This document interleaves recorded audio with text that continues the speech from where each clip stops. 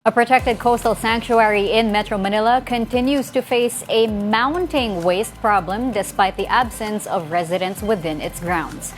Mobile journalist Ray Vicente reports. Sa kabila ng kawalan ng mga residente sa loob ng Las Piñas, Parañaque Wetland Park, libo-libong sako pa rin ng mga basura ang nakokolekta rito kada taon. Recognized as Metro Manila's last coastal frontier, the Las Piñas Parañaque Wetland Park is legislated as a protected area, prohibiting residents from living inside. Yet 100,000 of trash are still collected in the coastal. But where does this come from? Nanggagaling pa sa iba't ibang parte ng Luzon.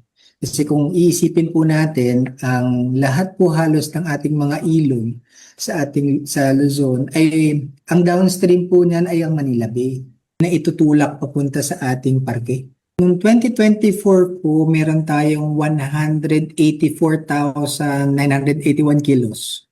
2025 po, medyo bumaba kasi ito na po yung medyo magkaroon na tayo ng mga coordinations and all, around 178,964 kilos or 197.27 tons. Kada week is 4.11 tons per week.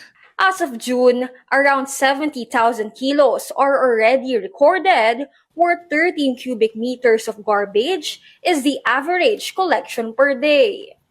Bali nakalimang truck na po kami. So sa isang truck is 13 cubic meter ang laman. Halo-halo po, meron pong plastic, meron pong minsan may mga supa, may mga sirang ref. Sa mga karatig lugar po natin dito sa Parañaque, dito po pupunta lahat ng mga basura po nila. Under the RA 11038 or the expanded NIPAS Act, the wetland is legally shielded from any residential housing to ensure conservation. Maraming ibon na napapadpad po dito sa ating parke. Kaya doon po nag-umpisa yung initiative na protektahan itong area nito. Marami rin pong komunidad ang salalay na dito kumukuha ng pangkabuhayan, pangingisda. But with the continuous waste concern, the DNR now allows volunteer cleaners for a more efficient cleanup together with the Bakawan Warriors and Estero Rangers. However, public access remains controlled. Nakikitaan natin ng violation ay humaharap sa continuous na administrative and penal sanctions hanggang